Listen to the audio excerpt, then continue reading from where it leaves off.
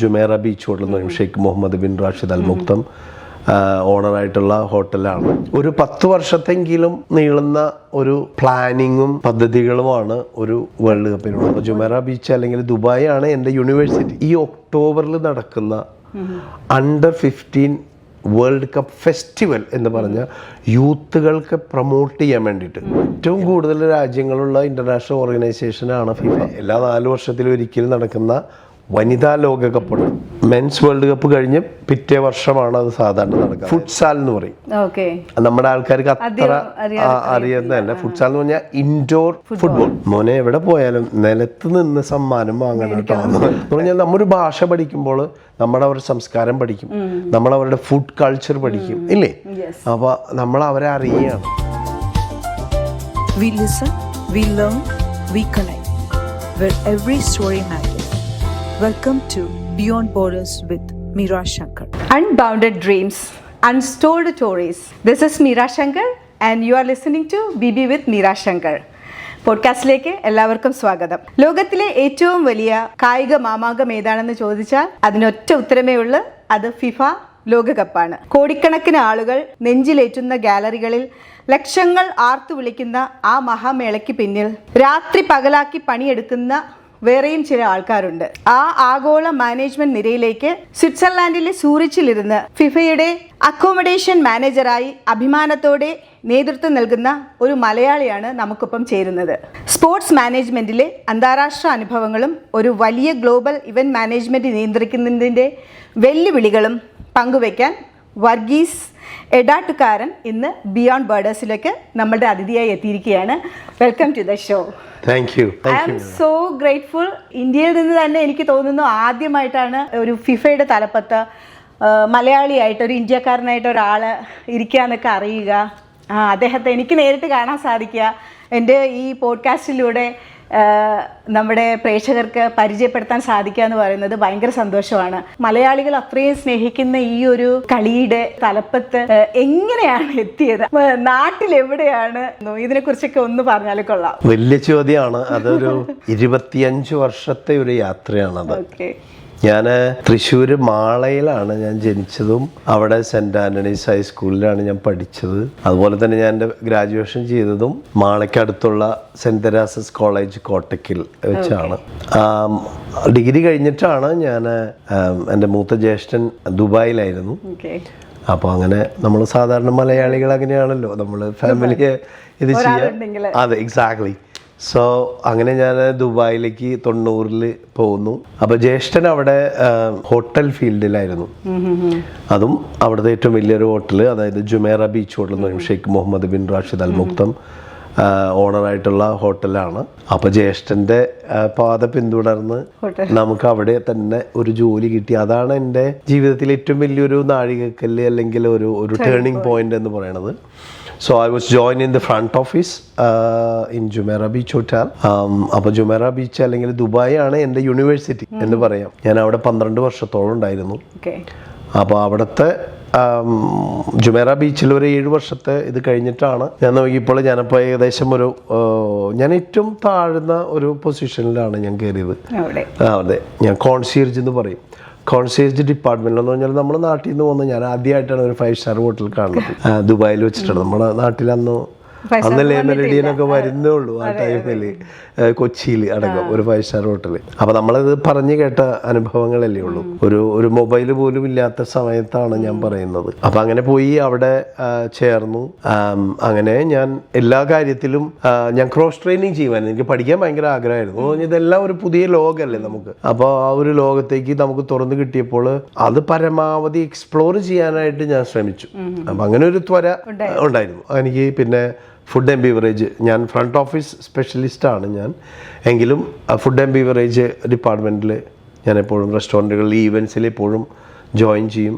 എൻ്റെ ജോലി കഴിഞ്ഞിട്ടോ അല്ലെങ്കിൽ ഡേ ഓഫിലൊക്കെ ഞാൻ ചെയ്യും. അങ്ങനെ അത് കഴിഞ്ഞപ്പോഴാണ് വിചാരിച്ചത് ഇനി നമുക്ക് ഉയർന്നു പോകാനായിട്ട് ഒരു BA പോരാ എന്ന് വിചാരിച്ചു. അപ്പം അങ്ങനെയാണ് ഞാൻ ഇതിനെപ്പറ്റി ആലോചിച്ച് പലവരോടും ചോദിച്ച് അപ്പോഴാണ് പറഞ്ഞത് ഹോട്ടൽ മാനേജ്മെൻറ്റ് ഡിഗ്രി ഏറ്റവും നല്ലത് എടുക്കണം എന്നുണ്ടെങ്കിൽ അത് സ്വിറ്റ്സർലൻഡിൽ തന്നെ പോകണം. അപ്പോൾ കാരണം എന്ന് വെച്ച് കഴിഞ്ഞാൽ നമ്മൾ ഫുഡ് ആൻഡ് ബേവറേജ് അല്ലെങ്കിൽ ഹോസ്പിറ്റാലിറ്റി എന്ന് പറയുന്നത് നമ്മൾ എന്തോരം പഠിച്ചു കഴിഞ്ഞാലും നമുക്കതിൽ അത്ര സ്വായത്തമാക്കാൻ പറ്റത്തില്ല. നമ്മൾ അവിടെ പോയി അവരോടൊപ്പം ജീവിച്ച് അവരോടൊപ്പം ഭക്ഷണം കഴിച്ച് അവരുടെ ഭക്ഷണ രീതികളും ജീവിത രീതികളും കണ്ടറിയുമ്പോൾ അതിനൊരു വ്യത്യാസം ഉണ്ടാവും. പറഞ്ഞ മനസ്സിലായി. അല്ലെങ്കിൽ നമ്മൾ നീന്തല് യൂട്യൂബിൽ കൂടെ പഠിക്കണ പോലെ അല്ലേ. അപ്പം അങ്ങനെ ആണ് ഞാൻ സ്വിറ്റ്സർലൻഡിൽ എത്തണത്. അപ്പോൾ എനിക്ക് അവിടെ ഒരു ഫാമിലി ഉണ്ടായിരുന്നു, എന്നെ ഏറ്റവും നന്നായിട്ട് അറിയുന്ന. അപ്പോൾ അവരുടെയും കൂടി ഒരു സഹായം ഉണ്ടായിരുന്നു. അപ്പം അങ്ങനെ അവിടെ വന്നു. ഞാൻ ഹോട്ടൽ മാനേജ്മെൻ്റ് എല്ലാം കഴിഞ്ഞു.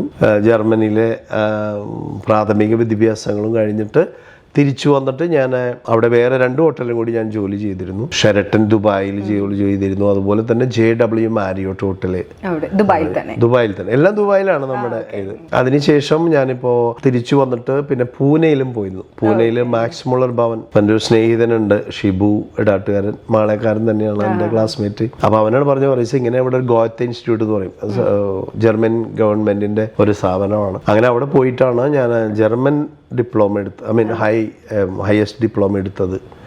അവിടെ നിന്ന് അതെടുത്ത് കഴിഞ്ഞിട്ട് തിരിച്ചു വന്നിട്ട് ഞാൻ എമിറേറ്റ്സ് ടൂർസ് എന്ന് പറയും, ദുബായ് എയർപോർട്ടിലും ഞാൻ അവിടെ ഗസ്റ്റ് റിലേഷനായിട്ട് ജോലി ചെയ്തിരുന്നു. പിന്നെ അങ്ങനെയാണ് ഞാൻ അതിനിടയിൽ കൂടെ സ്വിറ്റ്സർലൻഡിലെ ജീവിതത്തിൽ എൻ്റെ ഇപ്പോഴത്തെ വൈഫ് സൂസനെ കണ്ടുമുട്ടി. സൂസനും എൻ്റെ വൈഫ് സൂസൻ സ്വിറ്റ്സർലൻഡുകാരിയാണ്. അപ്പൊ അങ്ങനെ 2001 ഞങ്ങൾ കല്യാണം കഴിഞ്ഞു. ഞാൻ അങ്ങോട്ടേക്ക് പെർമനന്റ്ലി താമസം മാറ്റി. 2001 മുതൽ ഞാൻ സ്വിറ്റ്സർലൻഡിലാണ്. ഞങ്ങൾക്കിപ്പോൾ 2 മക്കളുണ്ട്. മൂത്ത മകള് യാസ്മീന, രണ്ടാമത്തെ മകള് മെലീന. അപ്പോൾ എല്ലാവരുമായിട്ട് സുഖമായിട്ട് ജീവിക്കുന്നു. പക്ഷെ ഞാൻ അവിടെ ചെന്നപ്പോൾ തന്നെ ഫിഫയിലല്ലേ കയറി. ഞാൻ ഫിഫയിലായിട്ട് ഞാൻ 7 വർഷമായിട്ടുള്ളൂ. 2019 ഞാൻ ഫിഫയിൽ കയറുന്നത്.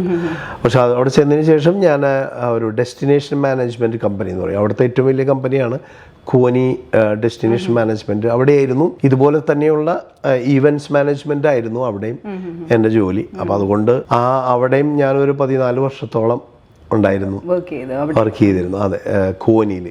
അപ്പം അതിൻ്റെയും കൂടി ഒരു ഇന്റർനാഷണൽ എക്സ്പോഷർ കിട്ടി. അങ്ങനെയാണ് 2019 ലിങ്ക്ഡിനിലേക്കൂടെയാണ്. അപ്പോൾ ഞാൻ അതുകൊണ്ട് തന്നെ എല്ലാവരോടും പറയണേ, ഡ്രീം ബിഗ്.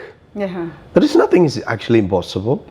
അപ്പോൾ നമ്മൾ മാളയെന്ന ഒരു മലയാളം മീഡിയം സ്കൂളിൽ പഠിച്ച ഒരാൾക്ക് അങ്ങനെ ഒരു ഇൻ്റർനാഷണൽ ഓർഗനൈസേഷൻ്റെ പാതയിൽ എത്താൻ പറ്റുമെന്ന് വെച്ചാൽ യെസ് പറ്റും. പക്ഷെ നമ്മൾ എനിവൺ ക്യാൻ. അതിന് നമ്മുടെ വിദ്യാഭ്യാസ യോഗ്യതയോ അല്ലെങ്കിൽ അതോ ഇത് മാത്രം ആണ് എന്ന് വിചാരിക്കരുത്. കാരണം എന്ന് വെച്ച് കഴിഞ്ഞാൽ ഞാനൊരു ആവറേജ് സ്റ്റുഡൻ്റ് ആയിരുന്നു, വെറും ആവറേജ് സ്റ്റുഡൻ്റ് ആയിരുന്നു. പക്ഷേ അന്ന് ഞാൻ നന്നായിട്ട് കളിക്കും. ഞാൻ സ്പോർട്സ് ചാമ്പ്യനാണ്, കോളേജിലെ ആർട്സ് ചാമ്പ്യനുമാണ്. അപ്പോൾ എല്ലാ പ്രസംഗത്തിനും അല്ലെങ്കിൽ മോണോ ആക്ടിനും നാടകത്തിനും അതുപോലെ തന്നെ എല്ലാ പരിപാടികളും എന്തുണ്ടോ എല്ലാത്തിനും ചേരും. സത്യം പറഞ്ഞു കഴിഞ്ഞാൽ ലാസാഗോ ഊസാഗോ ഒന്നുമല്ല, അല്ലെങ്കിൽ ഒരു ഡിഗ്രിയുടെ സർട്ടിഫിക്കറ്റ് ഒന്നുമല്ല എന്നെ തുണച്ചത് എൻ്റെ ഈ ജേണിയിൽ. It was all our will and our confidence. അതാണ് എനിക്ക് എല്ലാവരോടും പറയാനുള്ളതും. നമ്മൾ തീക്ഷ്ണമായിട്ട് ആഗ്രഹിച്ചാൽ അതിനുവേണ്ടി പ്രയത്നിക്കുക. അതാണ്. അപ്പം നമ്മൾ അതിനുവേണ്ടി പ്രയത്നിക്കണം. പറഞ്ഞ മനസ്സിലായല്ലോ. If there is A will there is a way. അതാണ്. അപ്പം അതിനുവേണ്ടി നമ്മൾ പ്രയത്നിച്ചു കഴിഞ്ഞാൽ നമുക്ക് അവിടെ എത്തിച്ചേരാൻ പറ്റും എന്നുള്ളതാണ്. ഞാനിപ്പോഴും നല്ലൊരു മലയാളിയാണ്, നല്ലൊരു ഇന്ത്യക്കാരനാണ്. അതുപോലെ തന്നെ മിഡിൽ ഈസ്റ്റും എൻ്റെ ഒരു പോറ്റമ്മയാണ്. പിന്നെ സ്വിറ്റ്സർലൻഡ്, അത് ഞാനിപ്പോൾ ഒരു സ്വിസ് നാഷണലാണ്. എല്ലാത്തിനോടുള്ള വിധേയത്വം നമ്മളെപ്പോഴും വന്ന വഴി മറക്കാതിരിക്കുക, ഹാർഡ് വർക്ക് ചെയ്യുന്ന കാര്യങ്ങൾ 100% ആത്മാർത്ഥതയോടെ ചെയ്യുക. അതിന് നമ്മുടെ എല്ലാ മലയാളികളും തീർച്ചയായിട്ടും. ഇപ്പം ഞാനിപ്പോൾ US വന്നപ്പോഴും അല്ലേ, ഇവിടെ ഇപ്പം നേഴ്സുമാർ പറഞ്ഞു കഴിഞ്ഞാലും അല്ലേ നമ്പർ 1 അല്ലേ, മിഡിൽ ഈസ്റ്റിലും അങ്ങനെ തന്നെയാണ് എല്ലാവരും. അപ്പം അങ്ങനെ നമുക്കൊരു ഒരു ബാക്ക്ഗ്രൗണ്ട് അല്ലെങ്കിൽ ഒരു വിശ്വാസം ഓൾറെഡി ഉണ്ട്. അപ്പം നമ്മളതിന് ചെയ്യുക. പിന്നെ എന്നെ സംബന്ധിച്ചിടത്തോളം ഈ ഒരു ചാൻസ് ഗ്ലോബൽ സ്റ്റേജിൽ നമ്മുടെ മലയാളികളുടെ, നമ്മുടെ ഇന്ത്യക്കാരുടെ പൊട്ടൻഷ്യൽ അറിയിക്കുക. വി ആർ ഓൾസോ ദെയർ അല്ലേ. ഇനിയിപ്പോൾ നമ്മൾ ഇനി ഗ്ലോബൽ സ്റ്റേജിൽ എന്നുള്ളതാണ് ഇനി മറ്റൊരു കാര്യം. അതെത്തും തീർച്ചയായിട്ടും. ഞാനിപ്പോൾ ഈ കഴിഞ്ഞ ദിവസങ്ങളിലൊക്കെ ഇൻസ്റ്റയിൽ കാണുന്ന പോസ്റ്റുകളുണ്ട്. മിനർവയിലെ കുട്ടികൾ ഇപ്പോൾ ഹെൽസിംകിയിൽ പോയിട്ട് അവിടെ കപ്പ് നേടി. അതെ, ഇന്റർനാഷണൽ ലെവലിൽ അവർ യൂറോപ്പിൽ പോയി കപ്പ് കൊണ്ടുവന്നു പറയുമ്പോൾ 15 വയസ്സായ കുട്ടികളാണ്. അപ്പോൾ ആദ്യമായിട്ട് അവർക്ക് ഞാൻ ആരെയും അവിടെ അറിയില്ലെങ്കിലും പക്ഷേ ഒരു Ranjith Bajaj I heard about him, coach ആ കുട്ടികളെ എത്തിച്ചു. അവർ ഫിഫയുടെ ഈ ഒക്ടോബറിൽ നടക്കുന്ന അണ്ടർ 15 വേൾഡ് കപ്പ് ഫെസ്റ്റിവൽ എന്ന് പറഞ്ഞ യൂത്തുകൾക്ക് പ്രൊമോട്ട് ചെയ്യാൻ വേണ്ടിയിട്ട്, എല്ലാ രാജ്യങ്ങളിലെ യൂത്തുകളെ പ്രൊമോട്ട് ചെയ്യാൻ വേണ്ടിയിട്ട് ഉള്ള ഒരു പുതിയൊരു സംരംഭമാണ് ഫിഫയുടെ. അത് ഈ ഒക്ടോബറിൽ അസർബൈജാനിൽ വെച്ചിട്ടാണ് നടക്കുന്നത്. അതിലാദ്യമായിട്ട് ഇന്ത്യ ഈ കുട്ടികൾ അവിടെ വന്ന് കളിക്കുകയാണ്. അപ്പൊ എല്ലാവരും അവരെ പ്രൊമോട്ട് ചെയ്യുക. അപ്പൊ അതിൽ ഞാനും ഭയങ്കര ഒരു ത്രിൽഡാണ്. ഫസ്റ്റ് ടൈം ഇന്ത്യൻ പതാക അവിടെ, അതെ, നമ്മുടെ ദേശീയ ഗാനം അവിടെ, അതെ തീർച്ചയായിട്ടും. അപ്പോൾ പൊട്ടൻഷ്യൽ ഉണ്ട്. അപ്പൊ അതൊന്ന് പരുവപ്പെടുത്തിയെടുത്ത് അവിടെ കൊണ്ടുവരിക എന്നുള്ളതാണ്. എനിക്ക് പെട്ടെന്നൊരു ചോദ്യം വന്നത്, നമ്മൾ ആഘോഷിക്കുന്നതും ഫോളോ ചെയ്യുന്നതും ഫിഫ വേൾഡ് കപ്പ് എന്ന് പറയുന്ന ഈ മെൻസ് വേൾഡ് കപ്പാണ്. ഇത് കൂടാതെ വേറെ ഒരുപാട് ഫിഫയുടെ അണ്ടറിൽ ഒത്തിരി മാച്ചസ് നടക്കുന്നുണ്ട്. വിമൻസിന്റെ ഉണ്ടെന്നുള്ളത് നമുക്കറിയാം. അല്ലാതെ വേറെ ഏതൊക്കെ ഗെയിംസ് ഒക്കെയാണ് ഇതിന്റെ കീഴിൽ നടക്കുന്നത്? ഫിഫയുടെ ഒരു സെറ്റപ്പ് എന്ന് പറഞ്ഞാൽ 211 രാജ്യങ്ങളാണ് മെമ്പർ അസോസിയേഷൻ എന്ന് പറയും. അതായത് നമ്മുടെ രാജ്യങ്ങൾ ഉള്ളത്. അത് UN-നേക്കാളും 12 രാജ്യങ്ങൾ ആക്ച്വലി കൂടുതലാണ് ഇതിൽ. അപ്പം അതായത് ഏറ്റവും കൂടുതൽ രാജ്യങ്ങളുള്ള ഇന്റർനാഷണൽ ഓർഗനൈസേഷനാണ് ഫിഫ. മനസ്സിലായ 12 രാജ്യങ്ങൾ UN-നേക്കാൾ കൂടുതലാണ്. കാരണം എന്ന് വെച്ച് കഴിഞ്ഞാൽ ഇത് സ്പോർട്സ് ഓർഗനൈസേഷൻ അല്ലേ. അപ്പം അതുകൊണ്ട് പൊളിറ്റിക്കൽ കാര്യങ്ങളൊന്നും ഇതിൽ വിഷയമല്ല. അതിനെ 6 കോൺഫെഡറേഷനായിട്ട് വിഭജിച്ചേക്കാണ്. അതായത് ഇപ്പോൾ ഏഷ്യ ഉണ്ട്, AFC എന്ന് പറയും. അതിൻ്റെ ആസ്ഥാനം കോലാലംപൂരാണ് മലേഷ്യയിൽ. അതുപോലെ തന്നെ OIFA ഫോർ യൂറോപ്പ്. അതുപോലെ തന്നെ ഇവിടെ കോൺകക്കാഫ് എന്ന് പറയും അമേരിക്കാസ്, കോൺമെബോൾ ലാറ്റിൻ അമേരിക്കാസ്, പിന്നെ OFC ഓഷ്യാന. അങ്ങനെ 6 കോൺഫെഡറേഷൻ. മനസ്സിലായ? അപ്പോൾ 211 രാജ്യങ്ങൾ, ഈ 6 കോൺഫെഡറേഷൻ, ഈ 6 കോൺഫെഡറേഷൻ റിപ്പോർട്ട് ടു ഫിഫ. അങ്ങനെയുള്ള ഒരു പിരമിഡാണ് ഈ ഫിഫയുടെ ഒരു ഇത്. അപ്പം അതുകൊണ്ട് എല്ലാ രാജ്യങ്ങൾക്കും എല്ലാ മത്സരങ്ങൾക്കും പങ്കെടുക്കാനുള്ള സാധ്യതകളുണ്ട്. പക്ഷെ അവർ ക്വാളിഫൈ ആവണം. അതാണ് അതിൻ്റെ ഒരു പ്രത്യേകത. പിന്നെ ഇപ്പം നമ്മുടെ നാട്ടിലെല്ലാവരും അറിയുന്നത് ഫിഫയുടെ ഈ മെൻസ് വേൾഡ് കപ്പാണ്. എല്ലാ 4 വർഷത്തിലും ഒരിക്കലും നടക്കും. പക്ഷെ അതുപോലെ തന്നെ എല്ലാ 4 വർഷത്തിലും ഒരിക്കലും നടക്കുന്ന വനിതാ ലോകകപ്പുണ്ട്. ഞാൻ കഴിഞ്ഞ വനിതാ ലോകകപ്പിൽ പങ്കെടുത്ത ഒരാളാണ്. അത് മെൻസ് വേൾഡ് കപ്പ് കഴിഞ്ഞ് പിറ്റേ വർഷമാണ് അത് സാധാരണ നടക്കുക. അതായത് 2022 ഖത്തർ വേൾഡ് കപ്പ് നടന്നു. അതുപോലെ 2023 ഓസ്ട്രേലിയ ന്യൂസിലൻഡിൽ വിമൻസ് വേൾഡ് കപ്പ് നടന്നത്. അപ്പോൾ അവിടെ ഞാനതിന് ന്യൂസിലൻഡ് ഇൻചാർജ് ആയിരുന്നു ഫോർ അക്കോമഡേഷൻസ് കേട്ടോ. ഞാൻ അക്കോമഡേഷൻ ഡിപ്പാർട്ട്മെന്റ് ആണെന്ന് അറിയാം. അതെ, അപ്പോൾ അതുണ്ട്. അതുപോലെ തന്നെ ക്ലബ് വേൾഡ് കപ്പ് ഉണ്ട്. കഴിഞ്ഞ പ്രാവശ്യം മയാമിയിലാണ് അത് നടന്നത്, അറിയാലോ. 32 ടീമുകൾ, 6 ടീമുകൾ ഉണ്ടായത് 32 ടീമായി. ലോകകപ്പ് ഇപ്പൊ മെൻസ് വേൾഡ് കപ്പ് നടക്കുന്ന അറിയാലോ. ഇതുവരെ 32 ടീമായത് 48 ടീമായി. അതുപോലെ തന്നെ ഇനി വനിതകളുടെ മത്സരങ്ങൾ നടക്കുന്ന 16 ടീമിൽ നിന്ന് 32 ടീമായേക്കാണ്. അത് അടുത്ത വർഷം ബ്രസീലിലാണ് നടക്കുന്നത്. അപ്പൊ ഈ 3 ടയർ 1 കാറ്റഗറിയിൽ വരുന്നത്.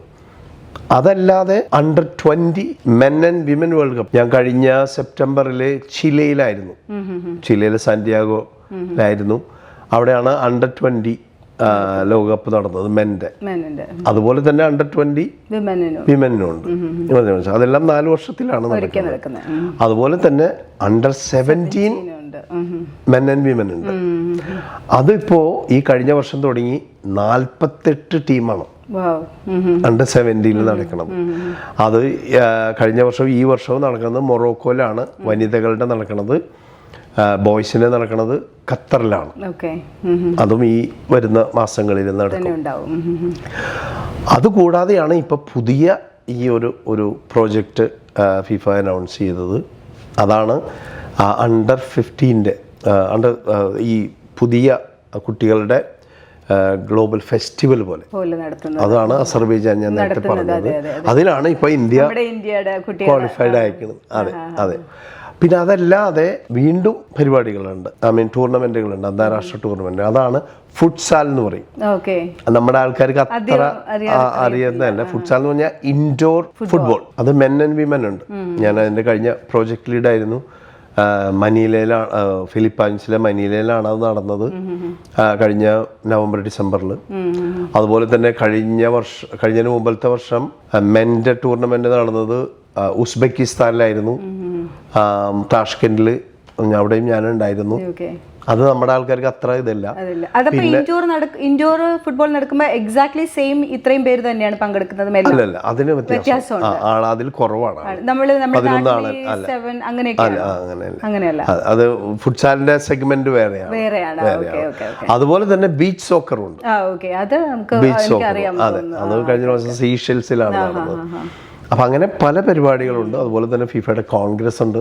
ഞാൻ കഴിഞ്ഞ ഏപ്രിൽ കാനഡയിലായിരുന്നു, വാൻകൂവറിലായിരുന്നു. അപ്പോൾ അത് നടന്നത്. പിന്നെ അങ്ങനെ ബെസ്റ്റ് അവാർഡ് ഉണ്ട്. അങ്ങനെ ഒത്തിരി ഈവെന്റുകൾ അല്ലെങ്കിൽ ടൂർണമെന്റുകൾ ഫിഫ നടത്തുന്നുണ്ട്. അതായത് ഫുട്ബോളിനെ പ്രൊമോട്ട് ചെയ്യാനുള്ള എല്ലാ കാര്യങ്ങളും. പിന്നെ അതെ, പിന്നെ ഫുട്ബോൾ ഫോർ സ്കൂൾ എന്ന് പറഞ്ഞ പരിപാടികളുണ്ട്. അങ്ങനെ ഒത്തിരി പരിപാടികളുണ്ട്. പക്ഷെ നമ്മുടെ ആളുകാർ ഏറ്റവും കൂടുതൽ അറിയുന്നത് വേൾഡ് കപ്പാണ്. ഹോസ്പിറ്റാലിറ്റി, ഈ അക്കോമഡേഷൻ രംഗത്ത് ഇപ്പോൾ അന്താരാഷ്ട്ര തലത്തിൽ വലിയൊരു കരിയർ കെട്ടിപ്പടുക്കണമെന്നൊക്കെ വിചാരിക്കുന്ന ഒരാൾക്കാർക്ക്, അങ്ങനെ ഒരു പുതിയൊരാൾക്ക് അങ്ങനെ മാറണമെന്ന് താല്പര്യമുള്ളവർക്ക് സ്റ്റാർട്ടിങ് തന്നെ അങ്ങനെ ഒരു കരിയർ സെലക്ട് ചെയ്ത് അതിലോട്ട് പഠിച്ച് അങ്ങനെ പോകണമെന്നാണോ പറയുന്നത്? അങ്ങനെയല്ല. അതായത് ഇതിൽ qualification is number one criteria of course. പക്ഷെ ഞങ്ങൾ ഹോസ്പിറ്റാലിറ്റി ആണ് ആണല്ലോ, നമ്മൾ ആളുകളുടെ കൂടെ വർക്ക് ചെയ്യാന്നുള്ളതാണ്. അതിന് ക്വാളിഫിക്കേഷൻ മാത്രം പോരാ, അതിന് നമ്മുടെ ഒരു DNA വേണം. മനസ്സിലായ? ഒരു DNA അല്ലെങ്കിൽ ഒരു പാഷൻ. നമ്മൾ ചെയ്യുന്ന ഒരു ജോലിയോട് ഒരു പാഷൻ വേണം. അപ്പൊ അത് നമ്മുടെ ഒരു കേക്കിന്റെ മുകളിൽ ഒരു ചെറി വെച്ചോണം ഇരിക്കും, ചെറിയ കേക്ക്. അപ്പം അത് നമ്മൾ മൾട്ടി ബില്ലിംഗുലായിരിക്കണം. അതായത് ലാംഗ്വേജ് ഇതിൽ വലിയൊരു പ്രത്യേകത, ഒരു വലിയൊരു കാര്യമാണ്. പല ഭാഷകൾ അറിയണം. അതുപോലെ തന്നെ ഫുഡ് ആൻഡ് ബീവറേജ് അല്ലെങ്കിൽ ഹോട്ടൽ മാനേജ്മെന്റ് ഇതെല്ലാം നമുക്ക് പഠിക്കാവുന്നതാണ്. പക്ഷെ അതിനോടുള്ളൊരു പാഷനും കൂടി. അപ്പൊ നമുക്ക് എന്തുമാത്രം കുക്കുകളുണ്ട്, എല്ലാ കുക്കുകളും ഫേമസ് ആവില്ലല്ലോ എന്ന് പറഞ്ഞ മാതിരി. അപ്പൊ നമുക്ക് അതിനോട് ഒരു അഭിവാഞ്ച അല്ലെങ്കിൽ ഒരു വല്ലാത്തൊരു സ്നേഹം വേണം. അത് ഏത് ജോലിയിലായാലും അങ്ങനെ തന്നെയാണ്, അല്ലേ? നമുക്ക് അതിനോടൊരു പ്രത്യേകത, ഒരു മമതയാവുമ്പോൾ അപ്പൊ നമുക്ക് ആ ജോലി ഒരു ജോലിയായിട്ട് തോന്നില്ല. ഇപ്പൊ ഞങ്ങളൊക്കെ ഇപ്പൊ ഈ വേൾഡ് കപ്പില് ഞങ്ങൾ 24 മണിക്കൂറും സജ്ജരാണ്. എത്ര മണിക്കൂർ നമുക്ക് ഉറങ്ങാൻ പറ്റുന്ന വെച്ച് കഴിഞ്ഞാൽ അതൊരു വിഷയം, അത് നമുക്കൊരു ക്ഷീണം തോന്നുക പോലും ഇല്ല. അങ്ങനെയാണ്. കാരണം you are with everyone, you know, so it's a team work. അപ്പൊ അത് വലിയ ഒരു കാര്യമാണ് അതിൽ. അപ്പൊ അതുകൊണ്ട് dream big and to have passion for that.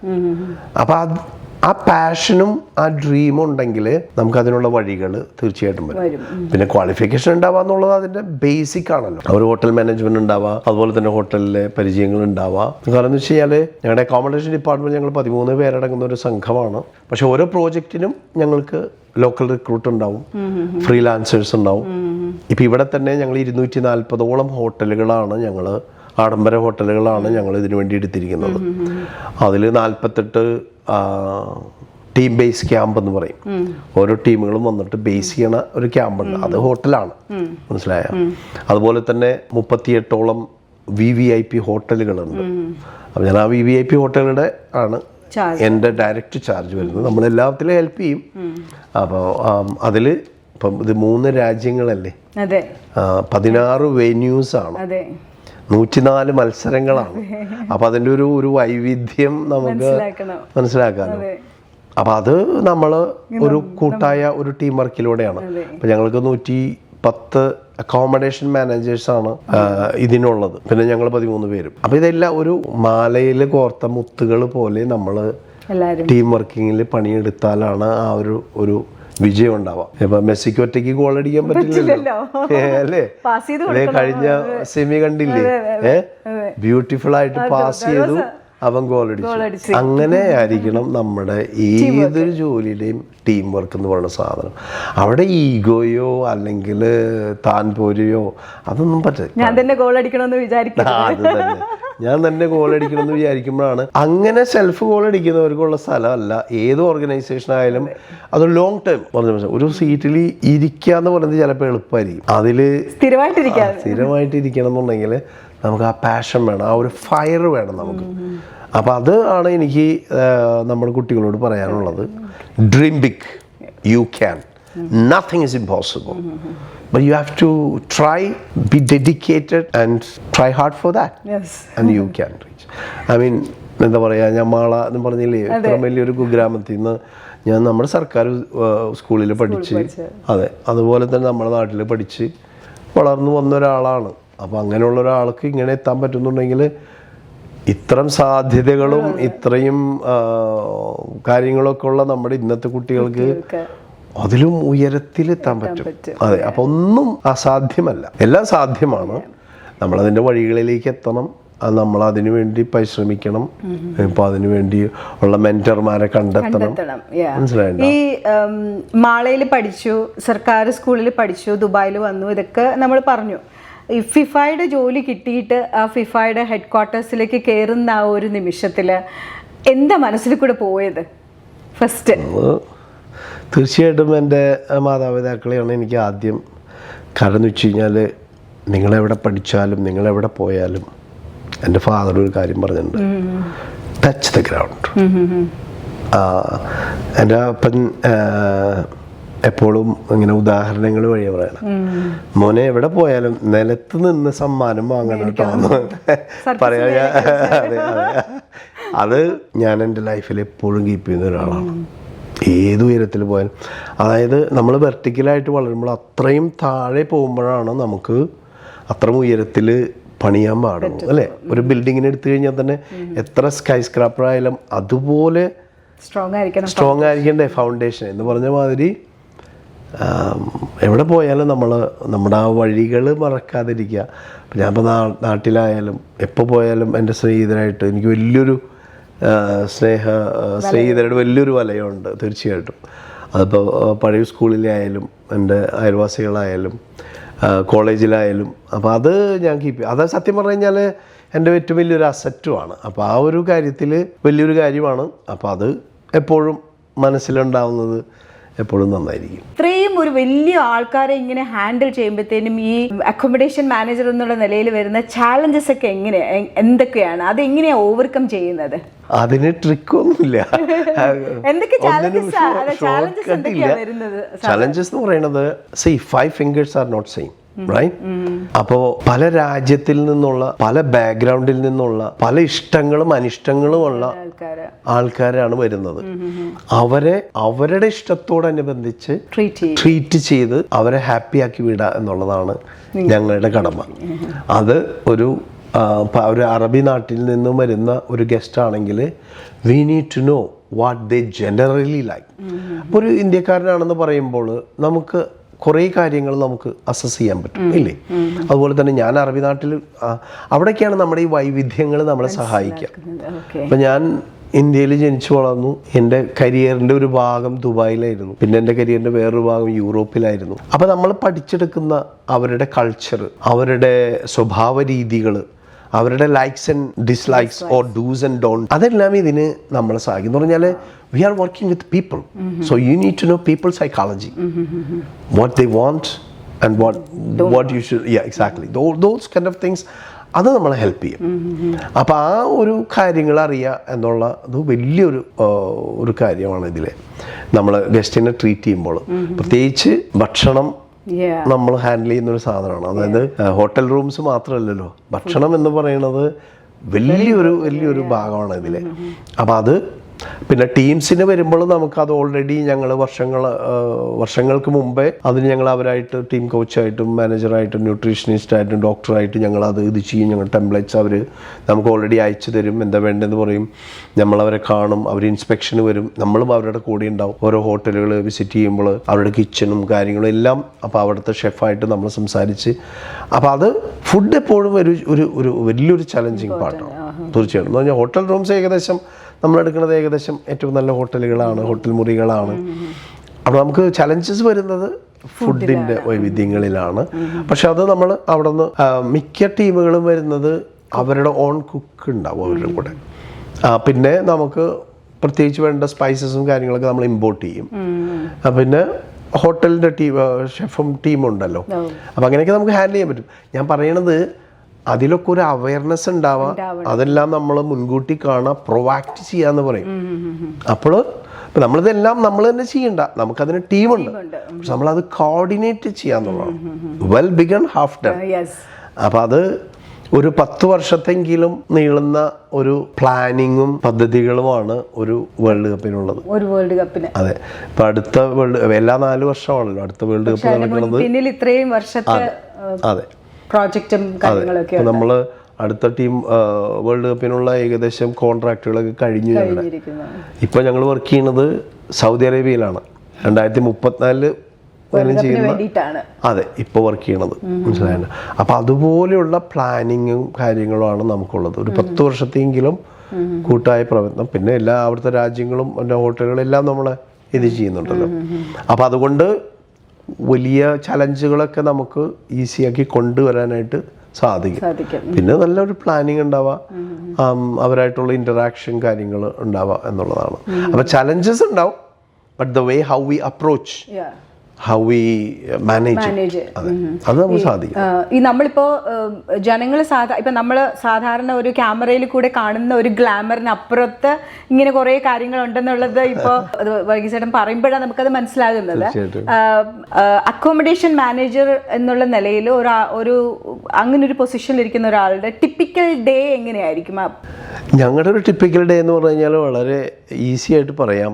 അത് ഗസ്റ്റിൻ്റെ അറൈവലും ഡിപ്പാർച്ചറും അനുസരിച്ചിരിക്കും ഞങ്ങളുടെ ഡേ പ്ലാൻ ചെയ്യുന്നത്, മനസ്സിലായില്ല. ഗ്രൂപ്പ് അറൈവൽസ്, ടീം അറൈവൽസ് ഒക്കെ ഉണ്ടാവുമ്പോൾ ഞങ്ങൾ വെന്യൂ മാനേജർ എന്ന് പറയും. അതായത് ഞങ്ങളായിരിക്കും അവിടുത്തെ ഇൻചാർജ്. അപ്പോൾ ആ ഇൻചാർജ് വേണം അവിടെ. അപ്പം നമ്മൾ പ്രസന്റ് ആയിരിക്കണം അവിടെ. അതുപോലെ തന്നെ ഇപ്പോൾ എല്ലാവരും വന്നു കഴിഞ്ഞു, അല്ലെങ്കിൽ ടീം ട്രെയിനിങ്ങിന് പോയി. Daily they have to go for the they are going for ട്രെയിനിങ്ങിനോ. അപ്പോൾ ആ ടൈമിലൊക്കെ നമുക്ക് റെസ്റ്റ് എടുക്കാം, മനസ്സിലായില്ല. മിക്കവാറും നമ്മൾ ആ ഹോട്ടലിൽ തന്നെയായിരിക്കും താമസിക്കുക, അതല്ലെങ്കിൽ ഏറ്റവും തൊട്ട് അടുത്ത ഹോട്ടലുകളിലായിരിക്കും. അപ്പോൾ അതുകൊണ്ട് എളുപ്പമായിരിക്കും. അപ്പോൾ അതുകൊണ്ട് നമ്മൾ എപ്പോഴും ഒരു ആർമി എങ്ങനെയാണോ പ്രവർത്തിക്കണേ അതുപോലെയാണ്. റെസ്റ്റ് ഉണ്ടോ? നമുക്ക് തീർച്ചയായിട്ടും റെസ്റ്റും എല്ലാവരും ഉണ്ട്. പക്ഷേ ഏത് നേരത്തും നമ്മൾ സജ്ജരായിരിക്കണം. അതെ. അപ്പോൾ അതിന് നമുക്ക് ടീമുണ്ട് തീർച്ചയായിട്ടും. എല്ലാ ഹോട്ടലുകളിലും ഓരോ അക്കോമഡേഷൻ മാനേജർ ഉണ്ടാവും. പിന്നെ ഞങ്ങൾ അവരെ സപ്പോർട്ട് ചെയ്യും. നമ്മളെല്ലാ ഹോട്ടലുകളിലും പോകും. അപ്പോൾ ഞാൻ ഈ പ്രാവശ്യം വാൻകൂവറിലായിരുന്നു, കാനഡയിൽ ഇൻചാർജ് ആയിരുന്നു. കഴിഞ്ഞ പ്രാവശ്യത്തെ ഖത്തർ ടൂർണമെന്റിൽ എന്തെങ്കിലും ഓർത്തെടുക്കാൻ പറ്റുന്ന ഒരു സംഭവം ഉണ്ടോ ഞങ്ങളുമായിട്ട് ഷെയർ ചെയ്യാനായിട്ട്? ഖത്തർ ടൂർണമെന്റ് എന്ന് പറഞ്ഞു കഴിഞ്ഞാൽ ഇത് രണ്ടും 2 സ്കെയിലിലാണ്. ഖത്തർ ടൂർണമെന്റ് എന്ന് പറഞ്ഞു കഴിഞ്ഞാൽ ഒരൊറ്റ രാജ്യം, 7 സ്റ്റേഡിയങ്ങളും തൊട്ടടുത്ത്. അതായത് അരമണിക്കൂർ കൂടി വന്ന 3/4 മണിക്കൂറിൽ യാത്ര ചെയ്യാവുന്ന സ്ഥലങ്ങളാണ്. അതായത് അവിടെ ഒരു ദിവസം 3 കളികൾ വരെ കാണാം. അങ്ങനെ ഒരു ഭാഗ്യം ഇനി ഹിസ്റ്ററിയിൽ ഉണ്ടാവുമെന്ന് പോലും എനിക്കറിയില്ല. അത് ഗംഭീരമായിരുന്നു. പിന്നെ എന്നെ സംബന്ധിച്ചിടത്തോളം പേഴ്സണലായിട്ട് ഞാൻ പറഞ്ഞില്ല, എൻ്റെ കരിയർ ആരംഭിച്ചത് മിഡിൽ ഈസ്റ്റിൽ നിന്നാണ്. അപ്പം ഞാൻ വളരെ കണക്റ്റഡ് ആണ്. അപ്പം അങ്ങനെ ഒരു രാജ്യത്ത് വന്ന് നമ്മുടെ ഒരു സേവനം അവിടെ കൊടുക്കാമെന്ന് പറഞ്ഞപ്പോൾ എനിക്കത് വല്ലാത്ത മനസ്സിന് സ്പർശിച്ച ഒരു കാര്യമാണ്. അപ്പം അതൊരു ഹോംലി ടച്ചായിരുന്നു. സത്യം പറഞ്ഞു കഴിഞ്ഞാൽ ഹോംലി ടച്ചായിരുന്നു. പിന്നെ അത് 32 ടീംസ് ഞാൻ പറഞ്ഞില്ലേ. ഇങ്ങോട്ടേക്ക് വരുമ്പോൾ 48 ടീം, 3 രാജ്യങ്ങൾ, 16 വെന്യൂ, 104 മത്സരങ്ങൾ. അപ്പം അതിൻ്റെ ഒരു സ്കെയില് കംപ്ലീറ്റ്ലി ഡിഫറെൻ്റ് ആണ്. ഫിഫയുടെ ചരിത്രത്തിൽ തന്നെ ഏറ്റവും വലിയ ടൂർണമെന്റ് ആണ് നടന്നത്. എല്ലാവരും ഇഷ്ടപ്പെട്ട് ഇത്രയും ദൂരെ ആണെങ്കിൽ പോലും സക്സസ് ആയിട്ട് നടത്താൻ പറ്റിയെന്നുള്ളൂ.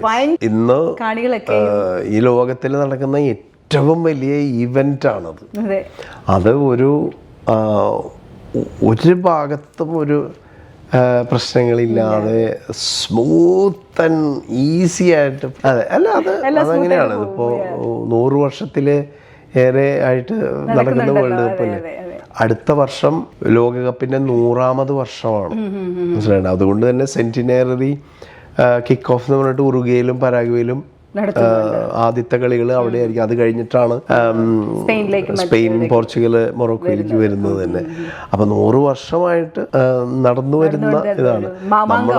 അതെ, തീർച്ചയായിട്ടും നമ്മളെല്ലാം അതിൻ്റെ ഒരു ഭാഗം, ഒരു നിമിത്തം പോലെ അങ്ങനെ എത്രയോ ആയിരക്കണക്കിന് പൊട്ടൻഷ്യലുള്ള ചുറുചുറുക്കുള്ള നമ്മളേലും കഴിവുള്ള ആൾക്കാർ ഇനി വരാനിരിക്കുന്നു തീർച്ചയായിട്ടും. അപ്പോൾ അവർക്കൊക്കെ ഒരു എന്താ പറയുക, ആ ഒരു സ്നേഹ സന്ദേശം. പിന്നെ ഇതിൽ ഏറ്റവും വലുതെന്ന് പറഞ്ഞു കഴിഞ്ഞാൽ ഇത്ര രാജ്യങ്ങൾ, ഇത്ര സംസ്കാരങ്ങൾ, അതിലേറെ ബില്യൺസ് ഓഫ് ഫാൻസ് ഈ ഒരു ഒറ്റ ആവേശത്തിൽ അല്ലേ, ഫുട്ബോൾ എന്ന് പറഞ്ഞ ഒരു ഒറ്റ ആവേശത്തിൽ. അപ്പം football is not just a football game, unite the whole world. Football unite the world. അതാണ് ഫിഫയുടെ ഏറ്റവും വലിയൊരു സന്ദേശം. പ്രത്യേകിച്ച് ഇന്നൊക്കെ നമ്മ ഒരുപാടും കാണുന്ന എന്തെല്ലാം പ്രശ്നങ്ങളുണ്ട്, അതെല്ലാം മറന്ന് നമ്മളൊരു ഫുട്ബോൾ ആവേശത്തിൽ എല്ലാവരും ഒരൊറ്റക്കെട്ടായിട്ട് അല്ലേ, അത് തന്നെ വലിയൊരു സന്ദേശമല്ല, ഒരു കൂട്ടായ്മയുടെ ഒരു സന്ദേശമാണ് ഈ ഫുട്ബോള് എല്ലാവർക്കും കൊടുക്കുന്നത്. അത് തന്നെയാണ് എല്ലാവരോടും പറയാനുള്ളതും. അതൊരു ഒരുമ തന്നെയാണ്. ഇത്രയും വെറൈറ്റി ആയിട്ടുള്ള, ഇത്രയും ഡൈവേഴ്സ് ആയിട്ടുള്ള ആൾക്കാരുടെ കൂടെയാണ് ജോലി ചെയ്യുന്നത്. ഇപ്പോൾ ഈ 13 പേരായാലും 116 പേരുടെ അടങ്ങുന്ന ഈ ഒരു അഡ്മിനിസ്ട്രേഷൻ അക്കോമഡേഷൻ ടീമിന്റെ കൂടെ ജോലി ചെയ്യുമ്പോൾ പലരും പല രാജ്യക്കാരാണ്, പല ഭാഷ സംസാരിക്കുന്ന ആൾക്കാരാണ്. ഇവരുടെ കൂട്ടത്തിൽ ജോലി ചെയ്യുമ്പം ഈ മലയാളി എന്നുള്ള ഈ ബാക്ക്ഗ്രൗണ്ട് എങ്ങനെയാണ് സപ്പോർട്ട് ചെയ്യുന്നത് എന്ന് പറയുന്നത് നമ്മുടെ ഈ നിറഞ്ഞ പുഞ്ചിരിയാണ്. ഞങ്ങളുടെ ഹോസ്പിറ്റാലിറ്റിയുടെ ഒരു ബേസ് തന്നെയാണ്. പിന്നെ നമ്മൾ യെസ് വി ക്യാൻ എന്നുള്ളൊരു മൈൻഡ് ഉണ്ട് നമുക്ക് എന്തിനും. അതെല്ലാ മലയാളികൾക്കും ഉള്ളതാണ്, എനിക്ക് പ്രത്യേകമായിട്ടുള്ളതല്ല. ഞാൻ കണ്ട എല്ലാ മലയാളികൾക്കും, ഈ ഗൾഫിലായാലും ഇന്ത്യയിലായാലും നമ്മുടെ നാട്ടിലായാലും എല്ലായിടത്തും കണ്ട എല്ലാ മലയാളികൾക്കും എപ്പോഴും എന്തും ചെയ്യാനുള്ളൊരു ഒരു മനസ്സുണ്ട്, അതിനുള്ളൊരു തൻ്റെടമുണ്ട്, ഒരു ബോൾഡ്നെസ് ഉണ്ട്. അതിനേക്കാൾ ഉപരി ടീം വർക്ക്. എല്ലാത്തിൻ്റെ ഒരു വിജയം എന്ന് പറയുന്നത് ടീം വർക്കാണ്. അപ്പൊ നമ്മൾ എന്തിലും ഡൈല്യൂട്ട് ആവും, മനസ്സിലായത്. നമുക്കൊരു ഐസ് ബ്രേക്കിങ്ങിന്റെ ആവശ്യമില്ല. നമ്മൾ വന്ന് ഓൾറെഡി ഞങ്ങൾ പറയും പ്ലഗ് ആൻഡ് പ്ലേ എന്ന് പറയും, മനസ്സിലായി, വരാ ചെയ്യാം. പിന്നെ ഇതിൽ ഏറ്റവും വലിയൊരു ഭാഗ്യം എന്ന് പറയുന്നത്, ഇപ്പൊ മീര ചോദിച്ച പോലെ തന്നെ ലോകത്തിലെല്ലാ നാനാവിധ ആൾക്കാരാണ്, ഭാഷ സംസാരിക്കുന്നവരാണ് ഞങ്ങൾക്ക് വേണ്ടതും. ഈ 110 പേരടങ്ങുന്ന ഈ അക്കോമഡേഷൻ ടീം എന്ന് പറയുന്നതിൽ ഏകദേശം ഈ ലോകം തന്നെ കവർ ചെയ്യാവുന്നതാണ്. അതായത് ഭാഷകൾ കൊണ്ട്, മനസ്സിലായിണ്ട, ഒരുപാട് ഭാഷകൾ, ഞാനും ഒത്തിരി ഭാഷകൾ കൈകാര്യം ചെയ്യാൻ അറിയും ബൈനാവും. അപ്പൊ അതുകൊണ്ട് നമ്മൾ പെട്ടെന്ന് ഡൈല്യൂട്ട് ആവും. അപ്പൊ അതൊരു ഇംഗ്ലണ്ടുകാരനാണ്, അതല്ലെങ്കിൽ ബ്രസീലിയനാണ്, അതല്ലെങ്കിൽ അവന് റഷ്യക്കാരനാണ്. അതെ, തീർച്ചയായിട്ടും അപ്പൊ അതിലെല്ലാവരും ഞങ്ങൾ ഈ ടീമിലുണ്ട്, എല്ലാ ഭാഷകളും കൈകാര്യം ചെയ്യുന്നത്. അതുകൊണ്ട് ഭാഷകൾ ഇതിൽ വലിയൊരു പ്രത്യേകതയാണ്. അപ്പോൾ നേരത്തെ എന്നോട് ചോദിച്ചില്ലേ ഒരു കുറുക്ക് വഴി എന്ന് പറയുന്നത്, ഭാഷകൾ വലിയൊരു കുറുക്ക് വഴിയാണ്. അത് ഞാൻ പറയാതിരിക്കാൻ പറ്റും. ഫിഫയിൽ തന്നെ 4 ഔദ്യോഗിക ഭാഷകളുണ്ട്, അതായത് French, Spanish, German and English. അതുപോലെ തന്നെയാണ് മറ്റുള്ള എല്ലാ ഭാഷകളും. സ്പാനിഷ് പറഞ്ഞു കഴിഞ്ഞാൽ തന്നെ ഏതാണ്ട് ലോകത്തിലെ പകുതിയോളം നമ്മൾ കവർ ചെയ്തു, മനസ്സിലായിണ്ട.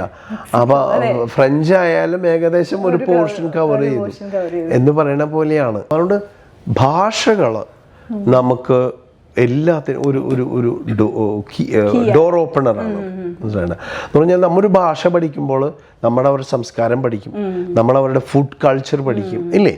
അപ്പോൾ നമ്മൾ അവരെ അറിയുകയാണ്. അപ്പം ഞാനൊരു ഭാഷ എന്ന് പറയുന്നു, ഇപ്പം ഞാൻ ജർമ്മൻ സംസാരിക്കുന്ന ഒരാളാണ് എന്ന് പറഞ്ഞാൽ ഞാൻ ഒരു സ്വിസ് പൗരനാണല്ലോ. അപ്പം ഞങ്ങൾ സ്വിറ്റ്സർലൻഡിൽ 4 ഭാഷകളുണ്ടെങ്കിലും ഞാൻ വരുന്നത് സൂറിച്ചിൽ നിന്നാണ്. സൂറിച്ചിൽ ജർമ്മനാണ് പറയുന്നത്. അപ്പോൾ നമ്മൾ ജർമ്മൻ പറയുമ്പോൾ അതിൻ്റെ ഉള്ളിൽ അടങ്ങിയെടുക്കുന്ന ഒത്തിരി കാര്യങ്ങളുണ്ട്. ആ രാജ്യത്തെ ഹിസ്റ്ററി ആയാലും അവിടുത്തെ ജീവിത രീതി ആയാലും അവിടുത്തെ ഭക്ഷണ രീതി ആയാലും അതൊക്കെ നമ്മൾ ഓട്ടോമാറ്റിക്കലായിട്ട് അറിയില്ലേ. അതൊക്കെ ഈ ഹോസ്പിറ്റാലിറ്റിയിൽ ഒത്തിരി നമ്മളെ ഈ ഗുണം ചെയ്യും. ഞാൻ ഈ ചെറിയ ഒണ്ട കേക്ക് എന്ന് പറയില്ലേ, അതുപോലെ നമ്മളൊരു ഡിഷ് കൊടുക്കുമ്പോൾ how the way you garnish, അത് ഭയങ്കര ഇമ്പോർട്ടൻ്റ് ആണ്, പ്രസന്റ് ചെയ്യുന്നത്. അതന്നെ. അപ്പം ഇതിനൊക്കെ ഇപ്പം എന്നെ സംബന്ധിച്ചിടത്തോളം why Varghese is in FIFA. കാരണം എന്ന് വെച്ച് കഴിഞ്ഞാൽ ഞാൻ ഇന്ത്യയിൽ ജനിച്ച് ദുബായിൽ വളർന്ന് സ്വിറ്റ്സർലൻഡിലെ ഒരു പൗരനാണ്. ഈ ഒരു 3 മെയിൻ കോർ കോമ്പറ്റൻസും കൊണ്ടാണ് ഞാൻ ഫിഫയിലേക്ക് ഇന്റർവ്യൂവിന് ചെല്ലണത്. അപ്പം അത്യാവശ്യം ഞാൻ അറബിയും പറയുന്ന ഒരാളാണ്, മനസ്സിലായണ്ട. അപ്പോൾ അവിടെ അണ്ടർ-17 വിമൻസ് വേൾഡ് കപ്പ് ഇന്ത്യയിൽ ഫിഫ നിശ്ചയിച്ചിരിക്കുന്ന സമയത്താണ് ഞാൻ അവിടെ ഇന്റർവ്യൂവിന് പോണേ. ഒരു ഇന്ത്യക്കാരൻ, ആദ്യത്തെ ഇന്ത്യക്കാരനാണ് അവിടെ. ടൂർണമെന്റ് ആൻഡ് ഈവന്റ്സ് ഡിവിഷനിൽ ആദ്യത്തെ ഇന്ത്യക്കാരനാണ് ഞാൻ. അപ്പൊ അത് ഏറ്റവും വലിയ ഒരു അഡ്വാൻറ്റേജ് അല്ലേ അവർക്കായാലും. അതുകൊണ്ട് ഞാൻ തന്നെയാണ് അത് പ്രോജക്റ്റ് ലീഡ് ചെയ്തത് ഇന്ത്യയിൽ. 2022 അത് നടന്നത്. അതുപോലെ തന്നെ ഞാൻ 2019 ചെല്ലുമ്പോൾ അടുത്ത് വരുന്ന ലോകകപ്പ് നടക്കുന്നത് ഖത്തറിൽ. ഞാൻ മിഡിൽ ഈസ്റ്റിൽ നിന്ന് വരുന്ന ഒരു ഹോട്ടലറിയാണ് അല്ലേ. എൻ്റെ ഹോട്ടലിൽ എല്ലാ പരിചയം ദുബായിലല്ലേ. അതുപോലെ ഞാൻ ഒരു സ്വിസ് പൗരനാണ്. ഞാൻ ജർമ്മൻ ഭാഷ സംസാരിക്കുന്നു, സൂരി ജർമ്മൻ. ഞങ്ങൾ സൂറിച്ചിൽ ഒരു പ്രത്യേക ജർമ്മൻ ഭാഷയാണ്. അതെ, ഹോട്ടൽ മാനേജ്മെന്റ് ഉണ്ടോ എന്നുള്ളതല്ല, അതോടൊപ്പം നമ്മൾ how you can be different or why should I recruit you അല്ലേ, അത് അവർ ചോദിക്കില്ലേ. അപ്പൊ നമുക്ക് പറയാനായിട്ട് നമ്മുടെ ബാഗ് സ്ട്രോങ് ആയിരിക്കണം. അപ്പൊ ഇങ്ങനെയുള്ള കാര്യങ്ങൾ, ഭാഷകളായാലും മറ്റുള്ള എത്നിക് ബാക്ക്ഗ്രൗണ്ടുകളെല്ലാം ഫിഫയെ സംബന്ധിച്ചിടത്തോളം അതെല്ലാം ആഡഡ് വാല്യൂ ആണ്, മനസ്സിലായിട്ട. അപ്പൊ അങ്ങനെയാണ് ആ ഒരു ഇത് തീർച്ചയായും. അപ്പൊ അതൊരു പ്രത്യേകത തന്നെയാണ്. പിന്നെ നമ്മുടെ ബി ഹംബിൾ ആൻഡ് സിമ്പിൾ. ഈ പിന്നെ സൂറിച്ചിലാണ് താമസിക്കുന്നത്. ഇപ്പൊ ഒരു 28 കൊല്ലത്തോളമായി സൂറിച്ചിലുണ്ടെന്ന് പറയുന്നു. സൂറിച്ചിലെ ഒരു ലൈഫ് സ്റ്റൈൽ എങ്ങനെയാണ്? നമ്മുടെ കേരളത്തിലെ ലൈഫ് സ്റ്റൈലും സൂറിച്ചിലെ ലൈഫ് സ്റ്റൈലുമായിട്ട് കമ്പയർ ചെയ്യുമ്പോഴത്തേനും എങ്ങനെയാ അത്? അവിടുത്തെ എങ്ങനെയാ ലൈഫ് സ്റ്റൈൽ എങ്ങനെയാ? അവിടുത്തെ ലൈഫ് സ്റ്റൈൽ എന്ന് പറഞ്ഞു കഴിഞ്ഞാൽ യൂറോപ്പിലെ ലൈഫ് സ്റ്റൈല് ഹയസ്റ്റ് ലിവിങ് സ്റ്റാൻഡേർഡും ഹയസ്റ്റ് ലിവിങ് കോസ്റ്റും ഉള്ളൊരു സ്ഥലമാണെന്ന് അറിയാലോ. മറ്റുള്ള ജർമ്മനിയോ അല്ലെങ്കിൽ ഓസ്ട്രിയയോ അല്ലെങ്കിൽ ഫ്രാൻസോ ഇറ്റലിയോ പോലെയല്ല. ഞങ്ങളിതിൻ്റെ നടുവിൽ കിടക്കുന്ന ഒരു കുഞ്ഞു രാജ്യമാണ്. 8 ചില്ല മില്യൺ ആൾക്കാരെ ജനസംഖ്യയായിട്ടുള്ളൂ. അതിൽ തീർച്ചയായിട്ടും ഏറ്റവും കോസ്റ്റ്ലി ആണ്. പക്ഷേ അതുപോലെ നമുക്ക് ആ സാലറിയുടെ സ്കെയിലും അതുപോലെ വ്യത്യാസമുണ്ട്. പിന്നെ അവിടെയും ഈ പറഞ്ഞ പോലെ പല രാജ്യക്കാരും ഉണ്ട് അവിടെ. സ്വിറ്റ്സർലൻഡ് എന്ന് പറയുന്ന ഒരു രാജ്യം വളരെ ന്യൂട്രൽ ആയിട്ടുള്ള രാജ്യമാണെന്ന് അറിയാലോ. അപ്പോൾ ഈ ലോകത്ത് എവിടെ എന്ത് പ്രോബ്ലം നടന്നു കഴിഞ്ഞാലും 2 കൈയും നീട്ടി സ്വീകരിക്കുന്ന ഒരു രാജ്യമാണ് സ്വിറ്റ്സർലൻഡ്. അത് തന്നെയാണ് എന്നെ ആ രാജ്യത്തോട് അത്രയും എന്താ പറയുക അടുപ്പിച്ച് നിർത്തുന്നത്. ഈ ലോകത്തെ ഏതൊരു രാജ്യത്ത് ഒരു പ്രോബ്ലം വന്നു കഴിഞ്ഞാൽ ആദ്യം സഹായിക്കുന്ന രാജ്യങ്ങളിലൊന്ന് സ്വിറ്റ്സർലൻഡ് ആയിരിക്കും. അതുപോലെ തന്നെയാണ് ഞങ്ങൾ ന്യൂട്രാലിറ്റിയെ പറ്റി അറിയാലോ, തീർച്ചയായിട്ടും. അപ്പം അങ്ങനെയൊക്കെയുള്ള ആ ഒരു സ്റ്റൈൽ അല്ലെങ്കിൽ മോഡ് ഓഫ് ഗവേണിങ് അത് വളരെ ഒരു പ്രത്യേകതയാണ്. പിന്നെ അവിടെ എത്തിപ്പെടാന്ന് പറയുന്നത് അത്ര എളുപ്പമല്ല. എന്നാലും ഞങ്ങളവിടെ മലയാളികൾ ഒരു 10,000-15,000 മലയാളികളുണ്ട് അവിടെ. പിന്നെ നല്ലൊരു കമ്മ്യൂണിറ്റി ഉണ്ട്. ഞങ്ങൾക്ക് കമ്മ്യൂണിറ്റി പരിപാടികളും ഓണവും കാര്യങ്ങളും എല്ലാം ഉണ്ട്. പള്ളി, മലയാളം കുർബാന അങ്ങനെയൊക്കെ തുടങ്ങി അങ്ങനെ കുറേ കാര്യങ്ങളുണ്ട് അവിടെ. പിന്നെ നമ്മുടെ യാത്രകൾ കാരണം കൊണ്ട് എല്ലാത്തിനും സമയം കിട്ടാറില്ല. എങ്കിലും ഞങ്ങൾ സമയമുള്ളപ്പോഴൊക്കെ ഞങ്ങളുടെ ഇൻഡോസി സ്പോർട്സ് ക്ലബിൻ്റെ ബാഡ്മിൻ്റന് എല്ലാം പിന്നെ അങ്ങനെ ഒരു കൂട്ടായ്മയുണ്ട് അവിടെ, നല്ലൊരു കൂട്ടായ്മയുണ്ട്. ഇടയ്ക്കിടയ്ക്കൊക്കെ പോകാറുണ്ടോ? നാട്ടിലെങ്ങനെയാ? നാട്ടിൽ പിന്നെ അതായത് ഞങ്ങൾ യാത്ര ചെയ്യുമ്പോൾ ഇപ്പോൾ എമിറേറ്റ്സിലോ ഖത്തർ എയർവേസിലൊക്കെ പോവുകയാണെങ്കിൽ ഒരു ചെറിയ ഒരു ബ്രേക്ക് എടുത്തിട്ട് നാട്ടിൽ പോവും. പ്രത്യേകിച്ച് ഞാൻ നാട്ടിൽ ഞങ്ങളുടെ ഈ ജനുവരിയിലൊക്കെ അവിടെ പള്ളികളുടെ പെരുന്നാൾ സമയത്ത് അത് തന്നെ, പിന്നെ ഉത്സവങ്ങളൊക്കെ ഉണ്ടാവുന്നതല്ലേ, അതൊക്കെ ശരിക്കും മിസ് ചെയ്യുന്നൊരു സാധനങ്ങളാണ്. അപ്പം അത് കിട്ടുമെങ്കിൽ തീർച്ചയായിട്ടും പോവാണ്. ഞാൻ ഈ കഴിഞ്ഞ ജനുവരി ഫെബ്രുവരി നാട്ടിലുണ്ടായിരുന്നു. കുറച്ച് ദിവസം കൂട്ടുകാരൊക്കെ ഉണ്ട്. വളരെ സന്തോഷമായി ഇത്രയും കാര്യങ്ങളൊക്കെ ഞങ്ങളോട് ഷെയർ ചെയ്തതിൽ. ഞങ്ങളുടെ ഒരു പോഡ്കാസ്റ്റിൽ ഒരു ചെറിയൊരു സെഷൻ ഉണ്ട്, ഹൃദയതാളം എന്ന് അതിന് പേരിട്ടിരിക്കുന്നത്. ഹൃദയത്തിൽ നിന്ന് വരണം, അപ്പോൾ കള്ളം പറയാൻ പാടില്ല. അപ്പോൾ പെട്ടെന്ന് നമ്മൾ ചോദിക്കുമ്പോഴത്തേനും പെട്ടെന്ന് മറുപടി പറയുന്ന ഒരു സെഷനാണ് അത്. അതിന് നമ്മൾ ഹൃദയതാളം എന്നായിട്ടേക്കുന്നത്. ഇഷ്ടപ്പെട്ട ഫുട്ബോൾ താരം അല്ലെങ്കിൽ സ്പോർട്സ് ഐക്കൺ? അവിടെ കുഴപ്പിച്ചു മീരകള്. ഞാൻ പറയും ഫുട്ബോൾ എന്ന് പറയും. അതെ, കാരണം വെച്ച് കഴിഞ്ഞാല് ഞങ്ങളെല്ലാവരെയും ഒരേപോലെ ട്രീറ്റ് ചെയ്യുന്നവരാണ്. ഒരു ടീമിനും ഞങ്ങള് സ്പെഷ്യല് ആയിട്ട് നോ, എവ്രിബഡി ട്രീറ്റഡ് ഈക്വലി. ഞങ്ങൾ 48 ടീമിനെയും ഈക്വൽ ആയിട്ടാണ് ഞങ്ങൾ ട്രീറ്റ് ചെയ്യുക. ഫിഫയുടെ എല്ലാ പോളിസികളും അങ്ങനെയായിരിക്കണം. അങ്ങനെയാണ്. നാട്ടിലായിരുന്ന സമയത്ത് സ്കൂളിൽ പഠിക്കുമ്പോഴേക്ക് ഫുട്ബോൾ കളിക്കുമായിരുന്നു? ഫുട്ബോൾ ടീമോ അങ്ങനെയൊക്കെ ഉണ്ടായിരുന്നോ ടീമിൽ? ഫുട്ബോള് കളിക്കുമെന്ന് വെച്ചാൽ എന്നെ സംബന്ധിച്ചോളം ഞാൻ റണ്ണിങ് ഞാൻ ക്രോസ് കൺട്രി വിന്നറാണ്. അതുപോലെ ലോങ് റണ്ണിങ് ഞാൻ എല്ലാ ദിവസവും ഒരു 12 കിലോമീറ്ററോളം നാട്ടിൽ ഓടുമായിരുന്നു. അന്ന് എപ്പോഴെങ്കിലും ചിന്തിച്ചിരുന്നോ ഇങ്ങനെ ഞാൻ ഫുട്ബോളുമായിട്ട് റിലേറ്റഡ് ആയിട്ടുള്ള ജോബിൽ വരുമോ എന്ന് ചിന്തിച്ചിരുന്നോ? ഒരിക്കലും ചിന്തിച്ചിട്ടില്ല. മാത്രമല്ല സ്വിറ്റ്സർലൻഡിൽ പോയപ്പോഴാണ് നമുക്ക് UN ആസ്ഥാനമാണ്, WTO, red cross, WLO, അങ്ങനെ എല്ലാത്തിൻ്റെ ആസ്ഥാനം ജനീവയാണ്. അപ്പോൾ UN എന്നൊക്കെ നമ്മൾ സ്കൂളിൽ പഠിച്ച അങ്ങനെ ഒരു സ്വപ്നം ഉണ്ടായിരുന്നു. UN നമുക്ക് ഇവിടെ സ്വിറ്റ്സർലൻഡിൽ എത്തിയപ്പോൾ എപ്പോഴെന്ന് പറഞ്ഞാൽ നമ്മളെപ്പോഴും ഒരു പടി കയറുമ്പോൾ അടുത്ത പടിയിലേക്ക് എത്താനുള്ളതല്ലേ നോക്കുക. അപ്പോൾ അവിടെ എത്തിയപ്പോൾ ഞാനവിടെ പഠിക്കാൻ പോയപ്പോൾ UN എന്നുള്ള ഒരു ആഗ്രഹം ഇങ്ങനെ മനസ്സിൻ്റെ ഉള്ളിലുണ്ടായിരുന്നു. അതെ.